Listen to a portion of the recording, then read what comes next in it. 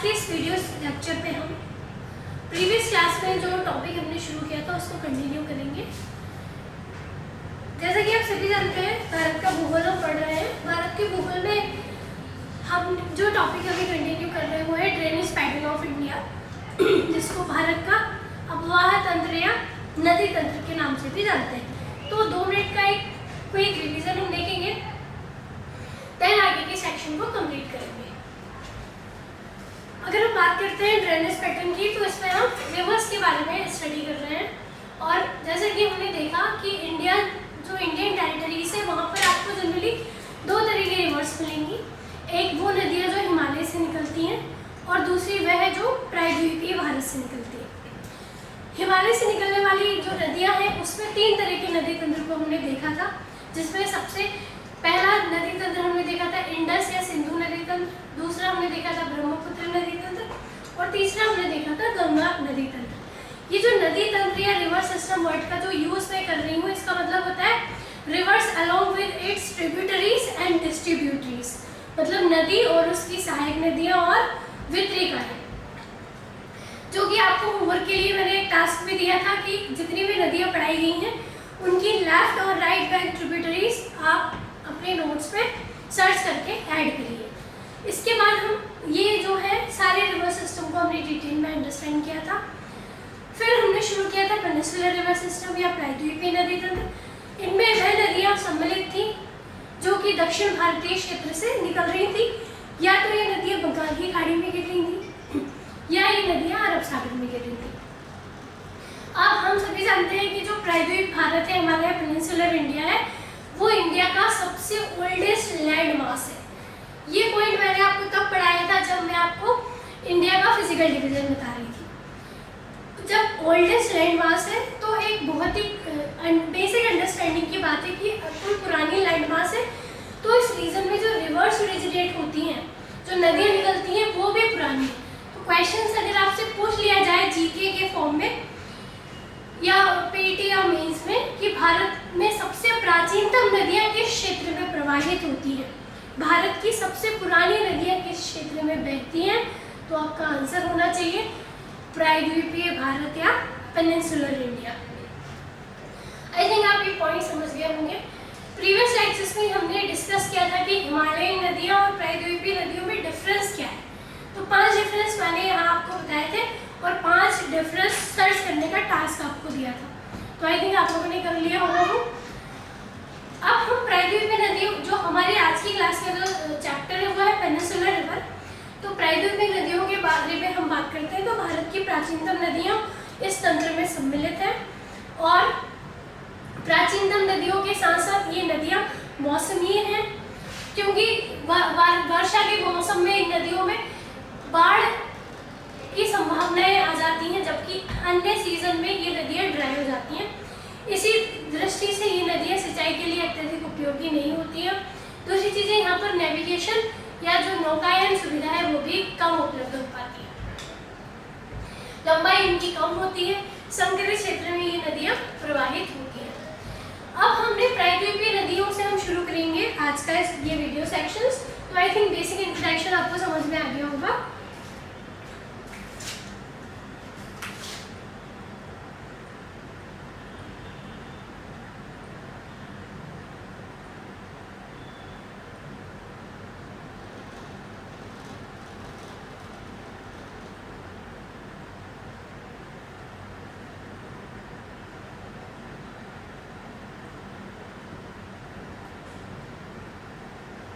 Okay,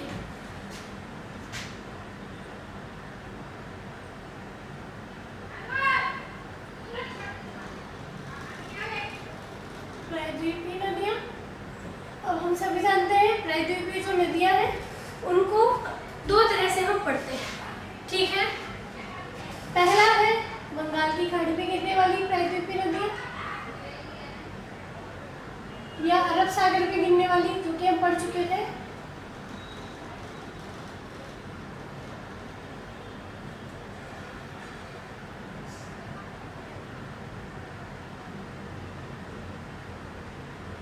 दूसरा हमने देखा था बंगाल की खाड़ी में गिरने वाली नदियाँ।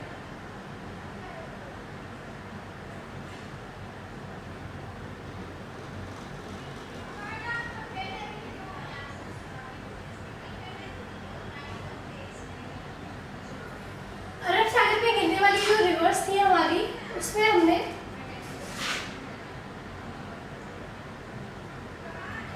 चार इंपॉर्टेंट रिवर्स पर डिस्कस किया था, जिसमें सबसे पहली और सबसे इंपॉर्टेंट नदी नर्मदा नदी थी।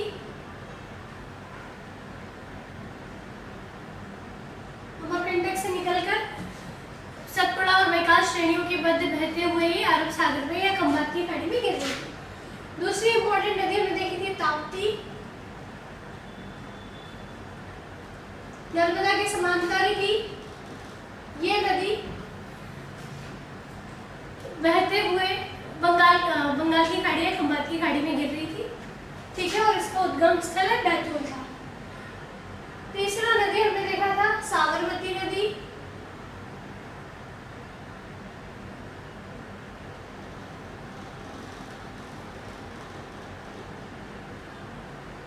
ये नदी मेवाड़ के पठार से निकल रही थी, राजस्थान में बहते हुए गुजरात में इंटर करके खंबात की खाड़ी में गिर रही थी। फोर्थ नंबर पे हमने देखा था माही नदी। माही नदी के बारे में देखा था, मध्य प्रदेश के धार जिले से निकलती है, कर्क रेखा को 2 भागों में डिवाइड करती है और खंबात की खाड़ियाँ अरब सागर में गिर जाती है, ठीक है। तो आई थिंक ये चीज़ आपको याद हो गई होगी कि हमने प्रीवियस क्लासेस में अरब सागर में गिरने वाली नदियाँ का अध्ययन कर चुके थे। बात समझ में आ गई है। आज के इस वीडियो लेक्चर में हम बंगाल की खाड़ी में गिरने वाली नदियों का अध्ययन करेंगे।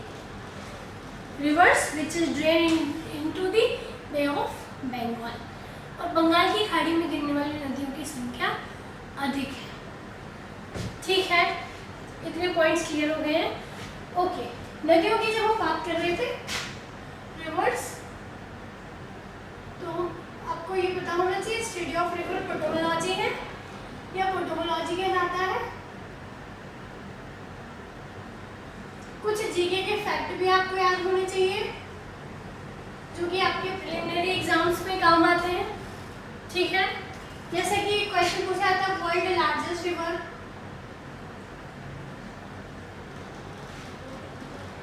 दो क्वेश्चन को समझना बहुत जरूरी है। विश्व की सबसे बड़ी नदी, और क्वेश्चन आता वर्ल्ड लॉन्गेस्ट रिवर, ठीक है। एक ही नहीं है दोनों पॉइंट, और दोनों के आंसर भी एक नहीं, इसलिए स्टूडेंट्स यहीं पर गलतियां करते हैं। सबसे बड़ी मतलब जिसका जो चौड़ाई है वो बहुत विस्तृत है, तो सबसे बड़ी नदी में हमारा आएगा अमेजन नदी। सबने सुना होगा, नहीं सुना तो सुन लीजिए। अमेरिका में ये नदी बहती है, दक्षिणी अमेरिका में मुख्यतः। जंगल, अमेजन की जंगल बहुत ही विस्तृत और विशाल है। और दूसरी है सबसे लंबी है नील नदी। अफ्रीका महाद्वीप में बहती है, विशेषकर मिस्र जो है उसे नील नदी का वरदान कहते हैं, ब्लेसिंग ऑफ नाइल रिवर। ऐसा क्यों कहते हैं? इसलिए कहते हैं क्योंकि नील कृषि से संबंधित जितनी भी क्रियाकलाप हैं मिस्र के, वो सब नील नदी के माध्यम से ही सुचारू रूप से चल पाते हैं। इसलिए वहाँ के लोगों की आर्थिक जो लाइफलाइन है वो है नाइल रिवर, इसलिए इसे ब्लेसिंग ऑफ नाइल या ब्लेसिंग ऑफ इजिप्ट या मिस्र बोलते हैं। ये पॉइंट आपको याद होना चाहिए। अगर आपसे पूछ ले भारत की सबसे, ये तो वर्ल्ड की होगी, तो फैक्ट क्या पूछेगा?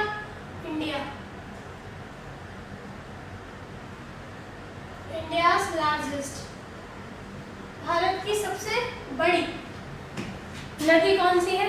तो इसमें ब्रह्मपुत्र आंसर होता है, ठीक है। और क्वेश्चन आ जाए इंडियाज लॉन्गेस्ट,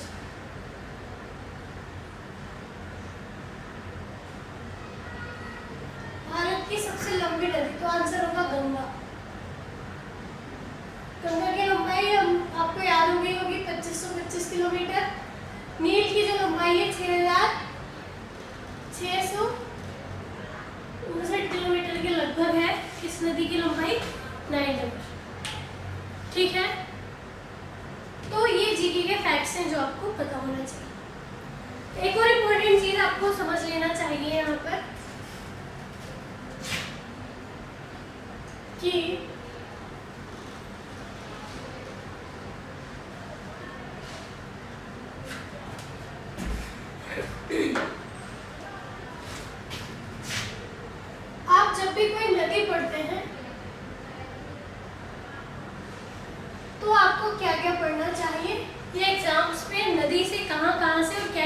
क्वेश्चंस आते हैं। तो सबसे पहला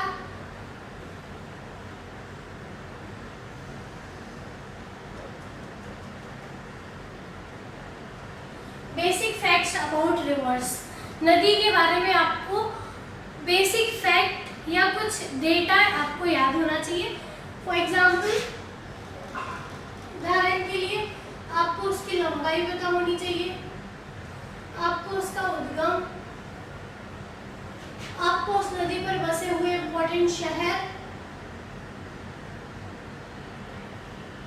उस नदी पर बसे हुए शहर, फिर है अंतिम बिंदु, कहाँ गिरती है नदी, फिर आपको पता होना चाहिए कौन कौन से बांध बने हुए हैं, नदी पर कौन कौन से बांध या डैम्स हैं, यह आपको पता होना चाहिए। ठीक है, तो एक तो ये बेसिक फैक्ट्स हैं किसी भी नदी के बारे में। अब जो अदर फैक्ट्स में आपको क्या क्या पता होना चाहिए, तो जैसे कि नदी से रिलेटेड कोई संधि है, संधि, ट्रीटी या एग्रीमेंट किसी देश के, जैसे कि मान लीजिए किशन गंगा नदी किन दो देशों के बीच बहती है, तो भारत और पाकिस्तान। तीस्ता नदी किन दो देशों के बीच बहती है, तो भारत और बांग्लादेश। इंडस रिवर जो डिस्प्यूट है वो किन दो नेशंस के बीच है, इंडिया एंड पाकिस्तान। ब्रह्मपुत्र नदी विवाद चीन और भारत। एक्चुअली ये तिब्बत में इससे निकलती है और भारत में बहती है, लेकिन तिब्बत को चीन अपनी टेरिटरी मानता है, इसलिए ब्रह्मपुत्र नदी के जल विभाजन को लेकर जो है वो भारत और चीन के बीच विवाद विद्यमान है। ठीक है, तो अदर फैक्ट्स में वो जो रिवर है उससे रिलेटेड कोई ट्रीटी या एग्रीमेंट है किन्हीं भी नेशंस के बीच, तो वो आपको पता होना चाहिए। अब आगे अगर हम बात करते हैं, इसके अलावा आपको कुछ फैक्ट्स पता होंगे, तो उस नदी का इरिगेशन पर्सपेक्टिव से कितना इम्पोर्टेंट रोल है। ठीक है, ये आपको पता होना चाहिए। कोई रिलीजियस इम्पोर्टेंस है किसी नदी की, तो वो भी आपको ज्ञात होना अति आवश्यक है। ठीक है, ओके। जब हमारा ये टॉपिक हो जाएगा ड्रेनेज पैटर्न, तो इससे जो क्वेश्चंस पूछे गए हैं प्रीवियस ईयर में वो भी डिस्कस करेंगे, तब आपको पता चलेगा कि जो पॉइंट्स आपने पढ़े हैं उसके एप्लीकेशंस क्या हैं, मतलब वो आपको एग्जाम्स में किस तरह से हेल्प कर रहे हैं। Is that clear? ओके, तो क्या क्या पता होना चाहिए वो आपको देख लिया आप लोगों ने। अब हम आते हैं आगे।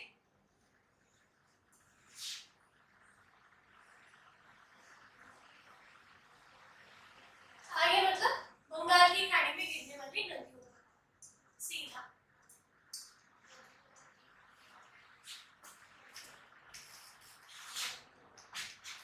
ठीक, ओके। बंगाल की खाड़ी में गिरने वाली नदियों को जब हम देखेंगे, आई थिंक यहाँ तक आपको कोई डाउट नहीं होना चाहिए।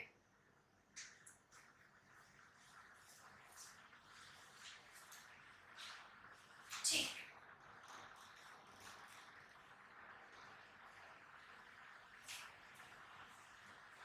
सबसे पहले हम देख लेते हैं कि कौन कौन सी नदियां हमें पढ़नी है। फिर हम उन नदियों के बारे में जो क्वेश्चंस, प्रॉब्लमेटिक क्वेश्चंस बन सकते हैं उनके बारे में डिस्कस करेंगे।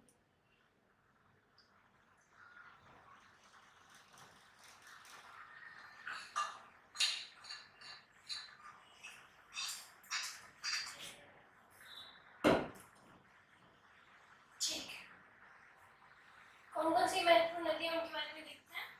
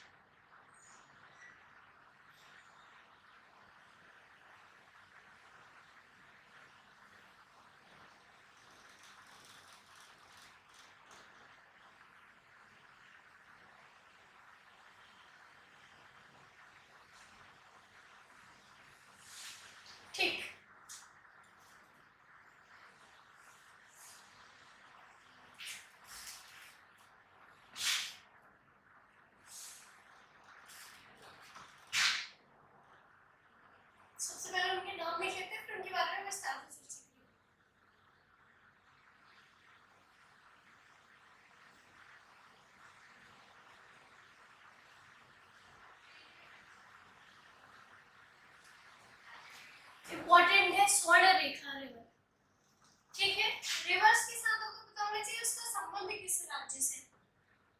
ठीक है, तो स्वर्णरेखा रिवर जो कि छोटा नागपुर के पठार या रांची के पठार रीजन से ओरिजिनेट होती है, बंगाल की खाड़ी में गिरती है। एक इम्पोर्टेंट शहर इस नदी पर बसा हुआ है, जमशेदपुर।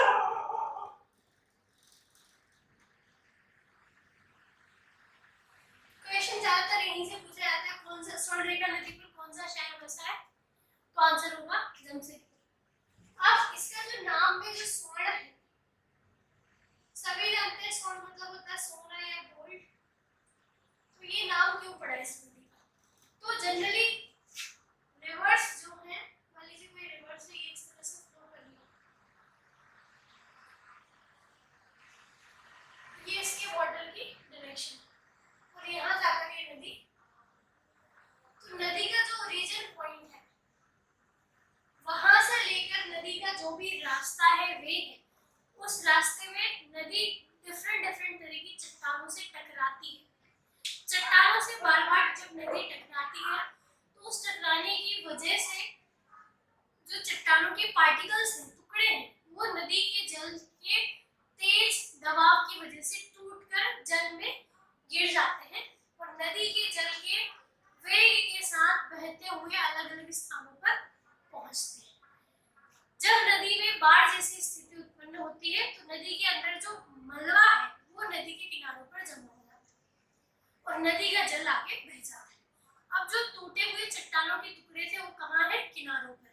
आप सभी जानते हैं कि जो भी मिनरल्स होते हैं, सोना भी एक तरह का खनिज है और खनिज चट्टानों के बीच के छिद्र में दबे होते हैं, तो उन चट्टानों के टुकड़ों के साथ साथ गोल्ड के पार्टिकल भी टूटकर नदी में गिरते हैं और ये नदी के किनारों पर डिपॉजिट हो जाते हैं। तो प्राचीन काल में इस नदी के किनारों पर सोना पाया जाता था, इसलिए इस नदी का नाम क्या पड़ गया? स्वर्णरेखा नदी। और सिर्फ ये इकलौती नदी नहीं है जिसमें सोने के अवशेष पाए जाते हैं, सिंधु नदी सोने के अवशेष है। इसके अतिरिक्त अगर आप बात करते हैं तो सोन नदी का नाम सुना होगा आपने। सोन नदी का नाम सोने की वजह से ही सोन पड़ा। ठीक है, तो तमाम तरह की नदियां हैं। आपने अगर इतिहास पढ़ा हो या पढ़ेंगे आगे तो आप मौर्य काल जब पढ़ते हैं तो वहां पर एक बहुत ही प्रसिद्ध राइटर हुए हैं मैगस्थनीज। मैगस्थनीज सेल्यूकस निकेटर ने के एक राजदूत थे जो चंद्रगुप्त मौर्य के दरबार में थे। उन्होंने एक किताब लिखी है द इंडिका या इंडिका, और इस किताब में मेंशन किया है कि भारत सोने की चिड़िया है। तो ये किस बिहाव पर किया है? सोने की चिड़िया तो पेड़ों पर नहीं बैठी है, इस बिहाव पर तो नहीं किया है। ये जो वजह है वो यही है कि यहाँ पर इतना विशाल और इतना समृद्धशाली देश है। उन्होंने वर्णन किया कि भारत इतना विशाल और समृद्धशाली है कि यहाँ तो नदियों में भी सोना बहता है और इसीलिए भारत को सोने की चिड़िया की उपमा दी गई। ठीक है, ये बात अलग है कि जब भारत अंग्रेजों का गुलाम हुआ तो अंग्रेज भारत आए और उन्होंने सोने की चिड़िया के साथ चिड़िया और तोता उड़ मैना उड़ का गेम खेला और सोने की चिड़िया को भारत से दूर कर दिया। ठीक है, तो ये बात अलग है। अब अगर हम बात करते हैं तो आई थिंक आपको ये पॉइंट्स क्लियर हो गए होंगे। नेक्स्ट जो इम्पोर्टेंट रिवर है हमारी, वो रिवर आपकी है ब्राह्मणी रिवर।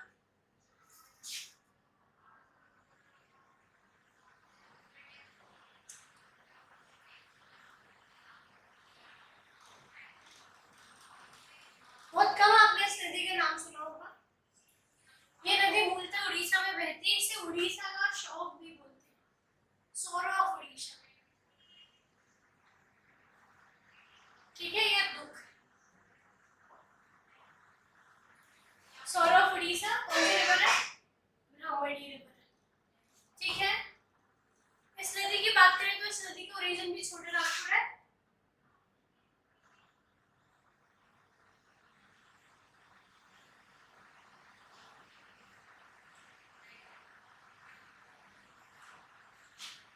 ये नदी कहाँ गिरती है? स्वर्णरेखा नदी तो ऑब्वियसली बात है बंगाल की खाड़ी में गिरेगी, क्योंकि हमने हेडिंग ही डाली है कि कौन सी नदियां पढ़ रहे हैं, बंगाल की खाड़ी में गिरने वाली नदियां। ठीक है, तो सोरो ऑफ उड़ीसा ब्राह्मणी रिवर है, इस पॉइंट को आप जरूर से जरूर याद रखिएगा। ये जो ब्राह्मणी नदी है ये दो नदियों के संगम से बनती है, कोयल और शंख। ये पॉइंट जरूर याद रखिएगा। दो रिवर्स, एक रिवर है कोयल और एक है शाउक। इन दोनों को जोड़कर कौन सी नदी बनेगी? हमारी ब्रह्मपुत्र। ठीक है, जैसे कि मान लीजिए ये कोयल नदी और ये इसमें संग नदी होगी। ये एक है, ये दो, इससे कौन सी नदी बनती है? तीसरी। आई थिंक पॉइंट्स क्लियर हो गए होंगे आपको। ठीक, लंबाई इतना याद रखने की जरूरत नहीं है, 420 किलोमीटर है वैसे इसकी लंबाई। नेक्स्ट और बहुत इंपॉर्टेंट नदी है महानदी। महानदी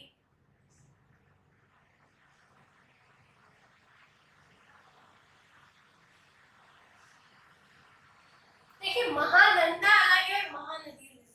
बहुत सारे विद्यार्थी इसमें कंफ्यूज हो आते हैं कि ये दोनों एक ही नदियां हैं, परंतु ये दोनों ही अलग अलग नदियां हैं। ठीक है, महानदी की अगर हम बात करते हैं तो छत्तीसगढ़ के रायपुर जिले की सिहावा से निकलती है। कहाँ से निकलती है? सिहावा,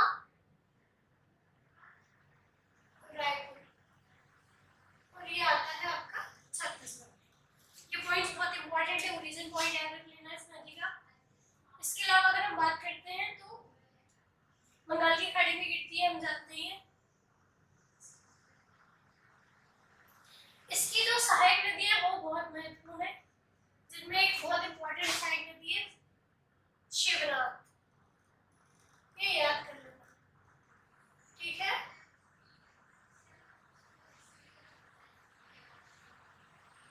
वहीं गिरेगी तो बंगाल की खाड़ी में। ठीक है, सब जैसा मैंने बोला सभी नदियों की लंबाई आपको याद होगी भी नहीं और आप कर भी नहीं सकते और आप क्या कोई भी नहीं कर सकता। इतने सारे न्यूमेरिकल वैल्यूज रहती हैं, छोटे छोटे से, कोई 130 है, कोई 240 है, कोई 510 है, कोई 553।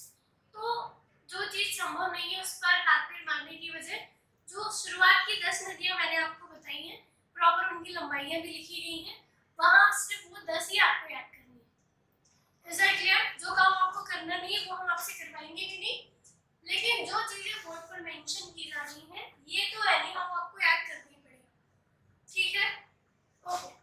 तो महानदी इंपॉर्टेंट है। इसके अलावा हम नेक्स्ट बहुत ही इंपॉर्टेंट नदी की बात करते हैं। हाँ, यहाँ पर एक चीज आप याद रख लेना, महानदी में आपने बहुत ही कई बार एक पॉइंट पढ़ा होगा कि भारत का सबसे बड़ा बांध पढ़ा होगा ना। कौन सा बांध है भारत का सबसे बड़ा? तो आपने पढ़ा होगा Hirakud.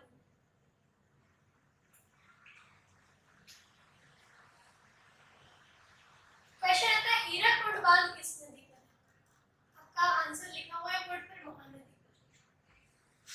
Hirakud dam most important है, सिर्फ जीके में नहीं आता कौन सी नदी, तो महानदी।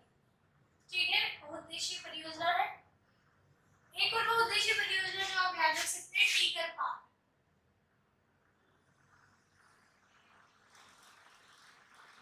खैर मल्टीपर्पज प्रोजेक्ट का एक अलग से सेपरेट वीडियो आपको मिलेगा। यहाँ इंपॉर्टेंट पॉइंट्स है वो मैं आपको बता रही हूँ। नेक्स्ट और बहुत बहुत महत्वपूर्ण नदी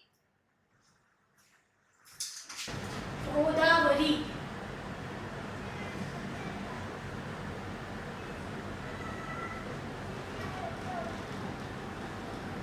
गोदावरी नदी, जैसे कि मैंने एक जीके का फैक्ट आपको बताया था कि भारत की सबसे लंबी नदी, तो आपने बोला कि गंगा नदी है। क्वेश्चन अगर आ जाए कि दक्षिण भारत की सबसे लंबी नदी, longest river of south India, तो आंसर क्या देंगे आप? इसका आंसर होगा गोदावरी। ठीक है, दक्षिण भारत की सबसे लंबी नदी।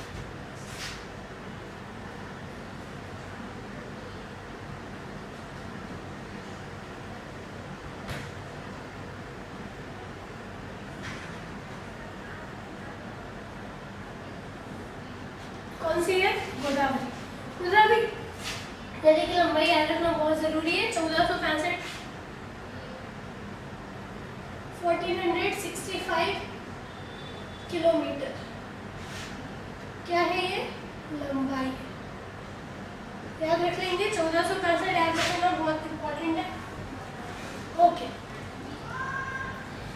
ये नदी मुख्यतः, इस नदी का प्रवाह क्षेत्र 3 राज्यों में है। कौन कौन से हैं वो राज्य? तो पहला है महाराष्ट्र, दूसरा आंध्र प्रदेश, तीसरा है मध्य प्रदेश। प्रवाह क्षेत्र 3 राज्यों में है।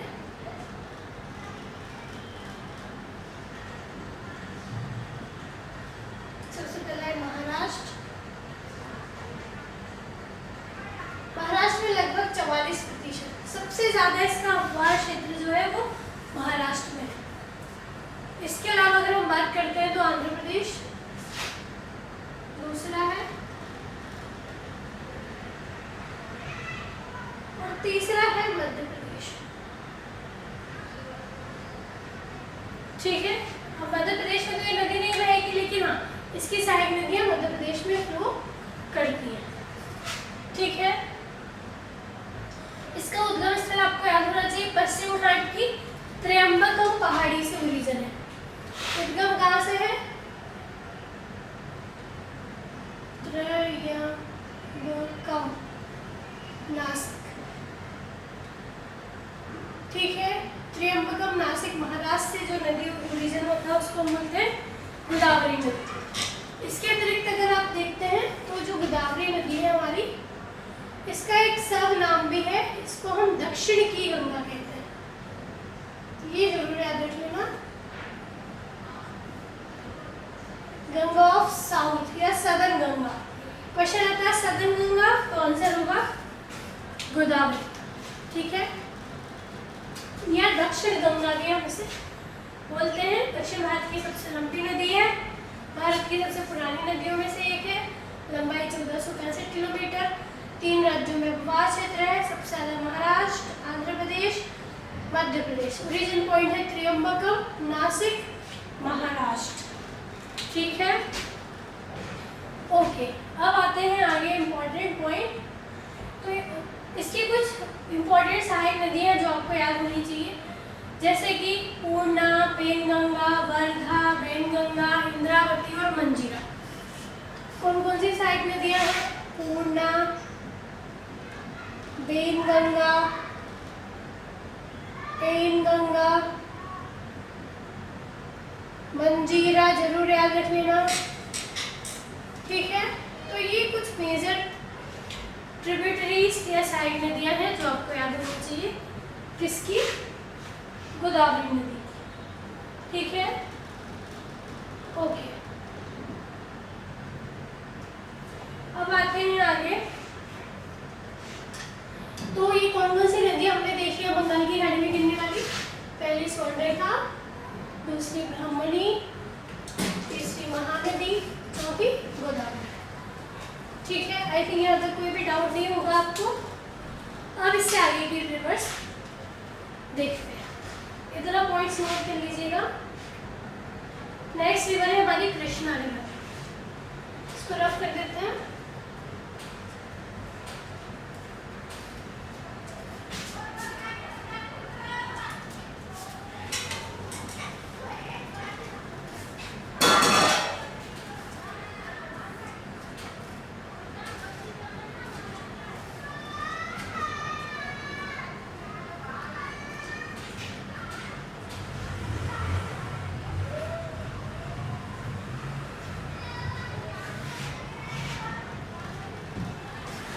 नदियों में बंगाल की खाड़ी में गिरने वाली 4 नदियां हो चुकी हैं। 5वीं नदी हमारी कृष्णा है और गोदावरी के बाद दक्षिण भारत की दूसरी महत्वपूर्ण और सबसे बड़ी नदी।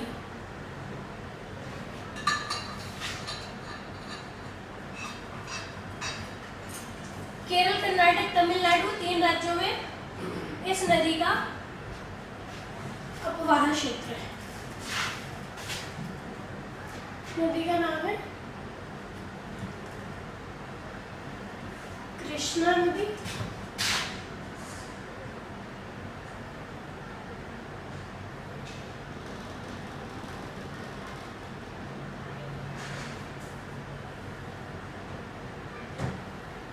दक्षिण भारत की दूसरी सबसे बड़ी नदी या दूसरी महत्वपूर्ण नदी, 3 राज्य,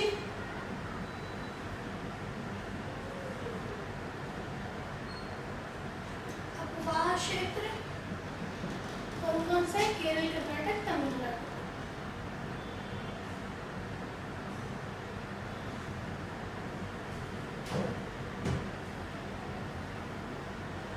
ठीक है, दक्षिण भारत का जो राइस बाउल है, राइस बाउल मतलब जो चावल का सबसे ज्यादा उत्पादन वो कृष्णा नदी के आसपास के क्षेत्रों में होता है। सबसे महत्वपूर्ण बात है, एक बहुत ही इम्पोर्टेंट डैम है जिसका नाम है अर्जुन सागर या नागार्जुन, नागार्जुन सागर बांध। मोस्ट इम्पोर्टेंट है, किस नदी पर बना है? तो आंसर हमारा होता है कृष्णा नदी। याद रखने की, ठीक है, नदी है कृष्णा और बांध है नागार्जुन। नागार्जुन में से अर्जुन निकाल लो, और कृष्ण और अर्जुन की जो जोड़ी है वो सर्वविदित है, इसलिए आपको सिर्फ सिंपल वे में याद हो जाएगा नागार्जुन सागर बांध। तो सिर्फ किस नदी पर हो सकता है? कृष्णा नदी पर हो सकता है। ठीक है, अगर हम इस नदी की लंबाई की बात करें तो 1400 किलोमीटर इसकी लंबाई है, लेंथ 1400 किलोमीटर। जैसे कि हमने बताया दक्षिण भारत की दूसरी सबसे लंबी नदी है, पहली नदी गोदावरी थी जिसकी लंबाई 1465 थी, 1465, इसकी लंबाई है 1400, ये भी आपको याद करना पड़ेगा। ठीक है, इसके अलावा अगर हम इसके ओरिजिन की बात करें, उद्गम बहुत ज्यादा महत्वपूर्ण है, महाबालेश्वर। ऐसे भी जीके में आपसे पूछ लेगा महाबालेश्वर भारत के किस राज्य में आप पढ़ता है? तो आंसर हमारा होगा महाराष्ट्र।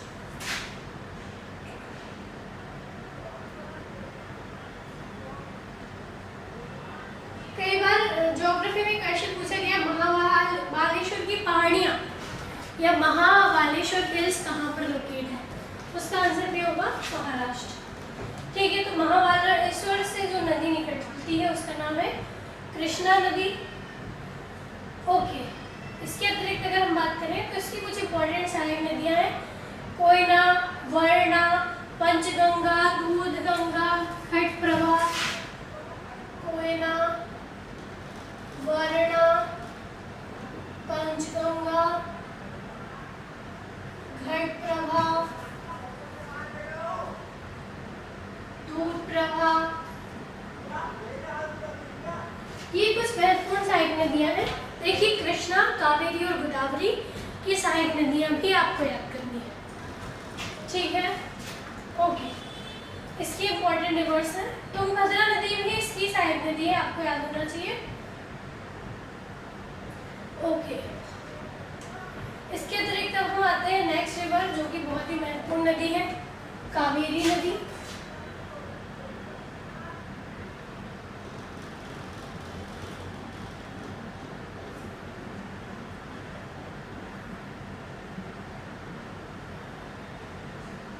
समाचार पत्रों में आपने सुना होगा कावेरी नदी जल विवाद या कावेरी नदी वाटर डिस्प्यूट, किन राज्यों के बीच है? ये क्वेश्चन भी आता है। बहुत ही चर्चित जल विवाद है, पिछले 3 सालों से सबसे ज्यादा चर्चा में यही विवाद रहा। तमिलनाडु, केरल, कर्नाटका रीजन में ये रिवर फ्लो करती है और यहीं पर इसके जल के डिवीजन को लेकर डिस्प्यूट है। सबसे पहले बात हम करते हैं कि रिवर का ओरिजिन पॉइंट, उद्गम स्थल बहुत महत्वपूर्ण है।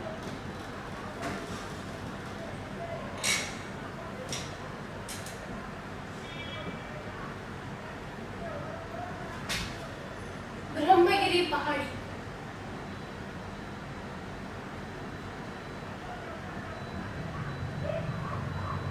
ठीक है। अब अपने आप में ये भी एक क्वेश्चन है कि ब्रह्मगिरी पहाड़ियां कहाँ पर है, किस राज्य में है? तो ब्रह्मगिरी की पहाड़ियां दुर्ग जिला, बेसिकली इसको कुर्ग भी बोलते, मेनली ये कुर्ग ही है, कुर्ग। और कुर्ग कहाँ पर है? तो कुर्ग आपका है कर्नाटक।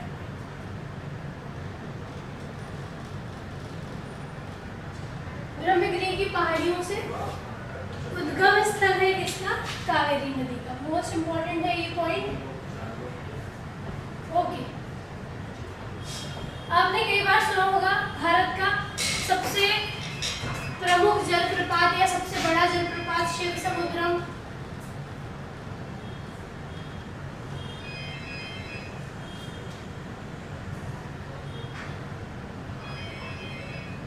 शिव समुद्रम जलप्रपात कहाँ है, कौन सी नदी पर है? तो कर्नाटक में है और कावेरी नदी पर है। ये पॉइंट आपको पता होना चाहिए।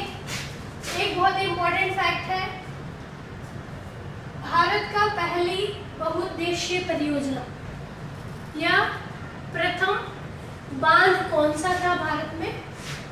ठीक है, तो ये क्वेश्चन में कई दफा पूछा जाता है। बांध का नाम शिव समुद्रम ही है और ये कावेरी नदी पर बना हुआ भारत का पहला डैम है, जिसको 1902 में अंग्रेजों ने बनाया था।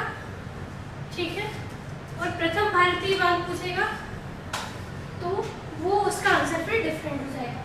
क्वेश्चन पर डिपेंड करेगा क्या पूछ रहा है। ठीक है, इसके अतिरिक्त अगर हम बात करते हैं तो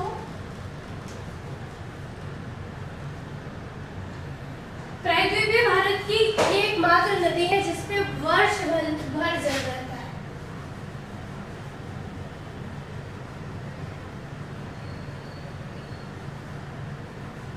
ठीक है, इम्पोर्टेंट फैक्ट है, याद रख लेना।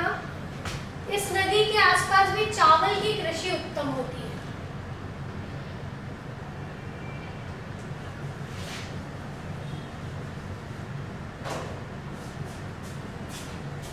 चावल की उत्तम कृषि के लिए ये नदी का क्षेत्र बहुत ज्यादा रेनाउंड रीजन है। ठीक है, इसके अतिरिक्त अगर हम बात करते हैं तो इस नदी में दो महत्वपूर्ण द्वीप पड़ते हैं। पहला है श्रीरंगपट्टनम द्वीप और दूसरा है शिव समुद्रम द्वीप। दो द्वीप है, श्रीरंगपट्टनम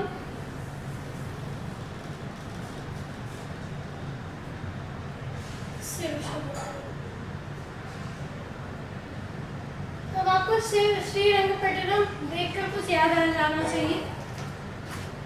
क्या याद आना चाहिए कि जब आप दक्षिण भारत के इतिहास पढ़ते तो टीपू सुल्तान के बारे में पढ़ते हैं और टीपू सुल्तान की राजधानी श्रीरंगपट्टनम थी। तो ये एक अनदर फैक्ट है हिस्ट्री का जो कि ज्योग्राफी से जुड़ गया है। ओके, जो कावेरी नदी का प्रवाह क्षेत्र है उसको rice bowl of south India भी बोलते हैं। ये पॉइंट्स भी इम्पोर्टेंट है। इसकी कुछ सहायक नदियां हैं जिनमें हेमावती, अर्कावती, कविनी और सुवर्णावती। हेमावती, अर्कावती,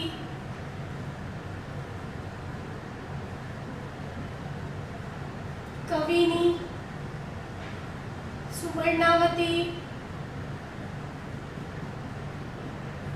भवानी। देखिए 3 नंबर पे क्वेश्चन आएगा कि कावेरी नदी की सहायक नदियां कौन कौन सी हैं। ठीक है, तो 3 लिखना है हमें तो, हेमावती, अर्कावती, कविनी, सुवर्णावती और भवानी। जिसमें वती आ जाए वो सब कावेरी की सहायक नदियां। ठीक, ओके। अब हम आते हैं नेक्स्ट इंपॉर्टेंट रिवर।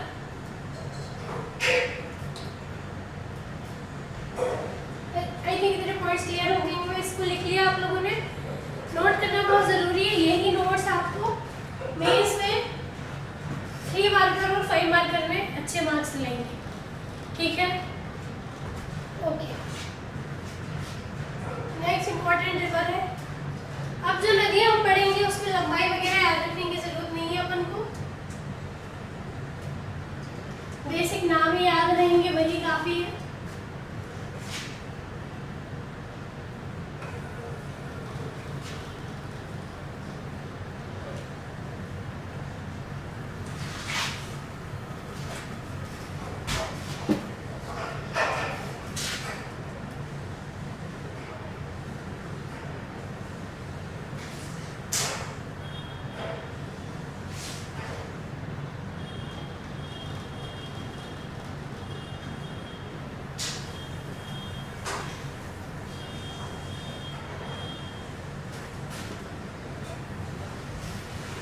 ठीक है, नेक्स्ट हमारी रिवर है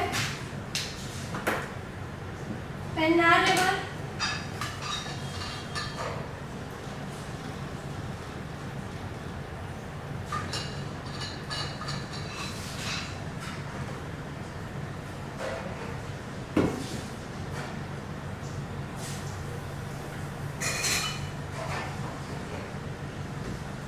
ओके, कर्नाटक, ये जो पेन्नार रिवर है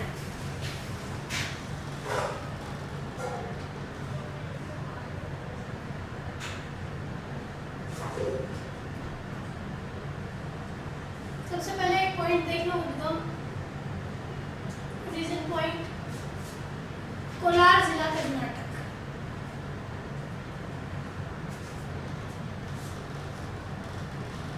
कोलार नाम सुन के आपको कुछ याद आना चाहिए। क्या याद आना चाहिए? भारत का एकमात्र जिला जहाँ पर स्वर्ण या सोना उत्पादित होता है।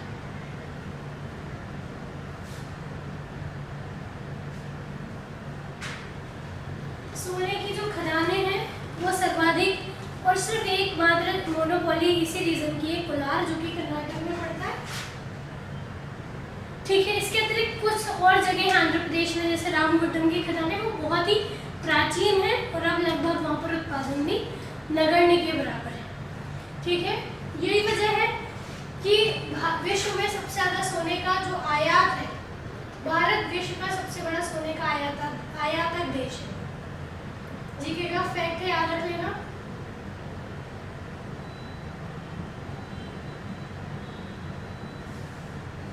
पूरे वर्ल्ड में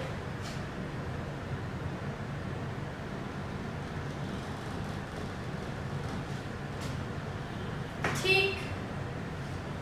अब आयातक है तो कोई निर्यातक भी तो हो गई होगा, क्यों नहीं है? बिल्कुल है। कौन हो सकता है, सोचिए।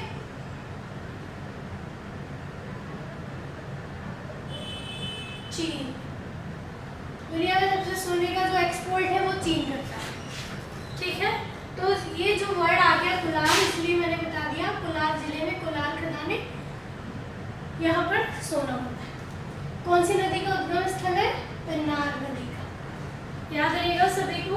ओके, इसके बारे में अगर और हम बात करते हैं तो सहायक नदियाँ देख लेते हैं।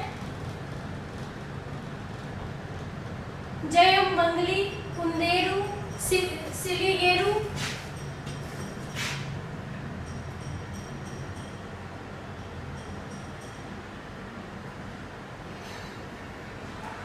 कुंदेरू, सिलिगेरू।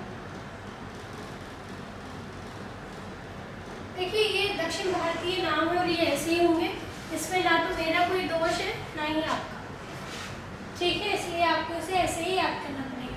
चित्रावली और पापनाशी, पापासनी भी बोलते हैं इसे। ठीक है, ये बस याद रख लेना बहुत है, सहायक नदी।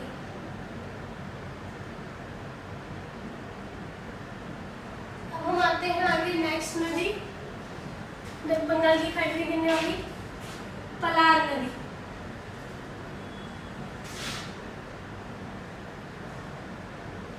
अब ये जो पलार नदी है, इसका उद्गम भी कोलार जिला कर्नाटक।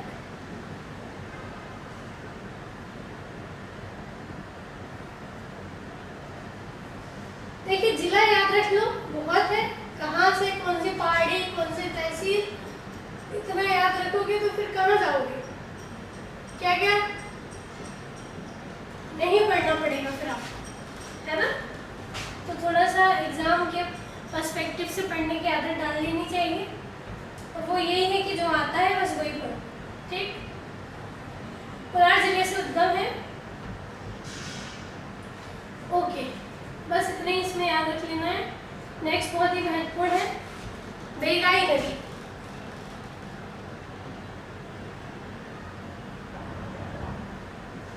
अब सारी नदियों के नाम बस, और वो कहाँ लोकेटेड है, और अगर कुछ फैक्ट होंगे तो वो बस आगे। ठीक है, बेगाई नदी की हम बात करें, तमिलनाडु के मदुरई जिले में वर्षा नदी पहाड़ी से निकलती है।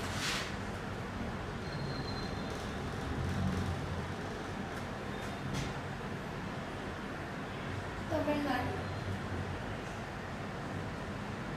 क्वेश्चन आता है मदुरई किस नदी के किनारे बसा है, मोस्ट इंपॉर्टेंट है। मदुरई बेगाई नदी। जीके का एक और फैक्ट मैं बता देती हूँ यहाँ पर, मदुरई को त्योहारों की नगरी कहते हैं।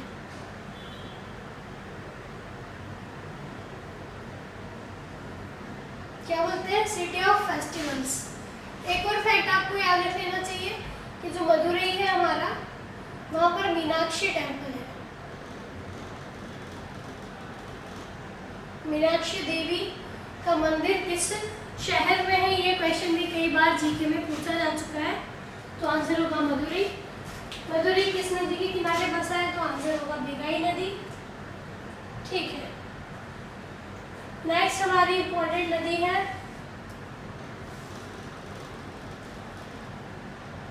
कितनी नदियां पढ़ चुके हैं अभी तक हम,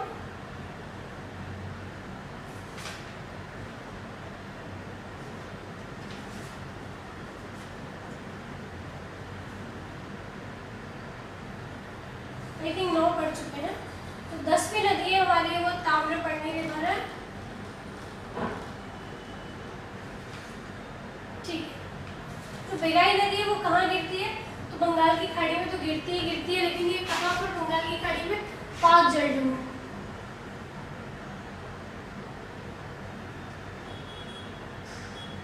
पाक जलडोंगर क्या है मैं आपको पहले बता चुकी हूँ, यहाँ पर नहीं बताऊंगी। ठीक है, रिवीजन करिए प्रीवियस लेक्चर्स का।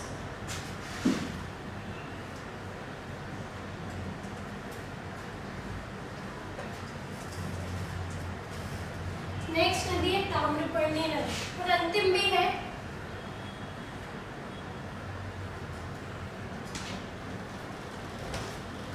ताम्रपर्णी नदी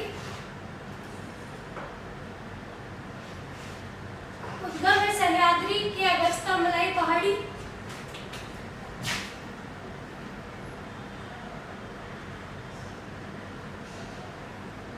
कहाँ से निकलती है,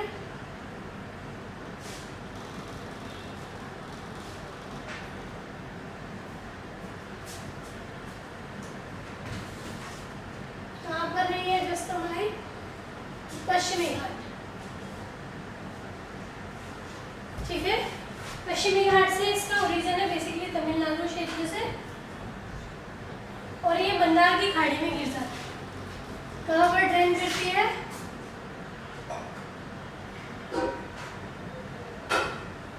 बंगाल की खाड़ी तमिलनाडु रीजन से लगी हुई है, part of the bay of Bengal, Bengal की खाड़ी का ही एक भाग है।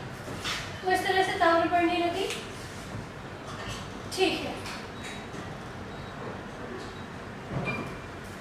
इसके अतिरिक्त हम बात करें तो प्रायद्वीपीय जो नदियों में कुछ अन्य नदियां भी आती हैं, जैसे चंबल, बेतवा, सिंध, काली सिंध, केन, सोन। ये सारी की सारी जो नदियां हैं वो मध्य प्रदेश की महत्वपूर्ण नदियां हैं। तो इसको हम इस लेक्चर में कवर ना करते हुए हम इसको तब पढ़ेंगे जब हम मध्य प्रदेश के भूगोल में मध्य प्रदेश की नदियां पढ़ेंगे। ठीक है, तो आई थिंक वहाँ आप इसको बहुत अच्छे से समझ पाओगे। ओके, तो आई थिंक ये वाला जो सेक्शन था हमारा बे ऑफ बंगाल में गिरने वाली नदियाँ, वो कवर हो गया होगा, समझ में आया होगा आपको। इसके अंतर्गत हमने 10 नदियों के बारे में पढ़ा, और जितना आपकी परीक्षा में आता है उससे अधिक ही पढ़ा है, इसलिए इस पर आप ट्रस्ट करके बहुत अच्छे से इसको रिवीजन करिए बार बार, तो आपके एग्जाम के हिसाब से ये सफिशिएंट है। तो हमने बंगाल की खाड़ी में गिरने वाली 10 नदियाँ पढ़ी। इसके अलावा अरब सागर में गिरने वाली 4 महत्वपूर्ण नदियाँ हमने पढ़ चुके हैं। इसके अलावा हिमालय से निकलने वाली नदियों में 3 नदी सिस्टम हम पढ़ चुके हैं, उनकी वेरियस ट्रिब्यूटरीज हम पढ़ चुके हैं। तो अपवाह तंत्र के अंतर्गत जो नदी वाला सेक्शन आता है, सेगमेंट आता है, वो हमने कवर कर लिया है। Is that clear? जब ये पूरा सेक्शन कंप्लीट होगा तो इस पे जो क्वेश्चंस क्या बने हैं प्रीवियस ईयर में या आने वाले एग्जाम्स में क्या क्वेश्चंस बनने की संभावना है, उस पर भी विचार करेंगे। ठीक है, तो ये वाला